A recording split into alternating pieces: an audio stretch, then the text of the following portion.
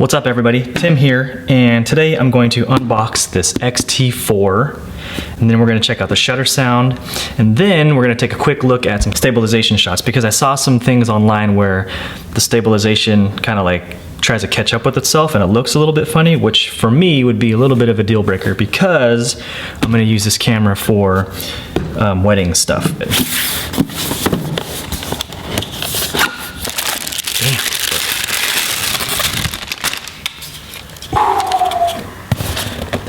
Out of here. Look at that. There it is. Oh Lord. Man, already it feels substantially thicker than the XT2. Substantial is a big word. It feels thicker for sure, but it feels more solid. The grip feels deeper. Got these push button locks. I like that a lot. Instead of having to hold it down and turn it. These buttons feel really clicky, substantial. Man, oh man. All right, so before I open the back up, I'm gonna put a screen protector on it. All right, so I just put a screen protector on it, and it's just a little glass screen protector because I like having something right on there as soon as something's open out of a box. Anyway, I put the battery in it, gave it a little bit of charge as well. The battery is much bigger than the XT2 and the XT3 before it. Doors, I put a card in it as well. Cool thing to note that both cards are fast reading card slots, and they both face out this way, which is a little detail but really cool. The weatherproofing rubber is way more robust. Feels definitely more weatherproofed. Closes nice, the buttons feel good, the joystick is there. These buttons are more clicky.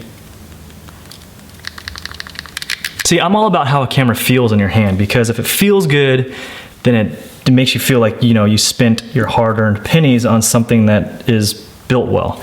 And when it feels built well, you want to take it everywhere with you, and you want to just shoot with it more. Whatever like gets you out shooting more, then do it.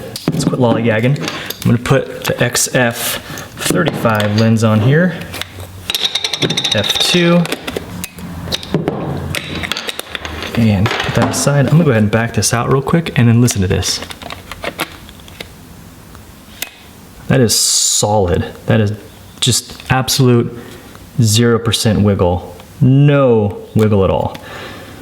Spilled some stuff on here. Anyway, this lens gets used quite a bit. It's my main go-to lens when I shoot weddings. So I also turn the camera on, set it up, and basically this thing is ready to rock. I'm gonna take a listen to the shutter, put on continuous high, and manual focus. Okay, that is so fast. That's nuts. Let's hear continuous low, and then finally just single. That is so quiet. And you got this flipping out screen here. Touch screen feels solid.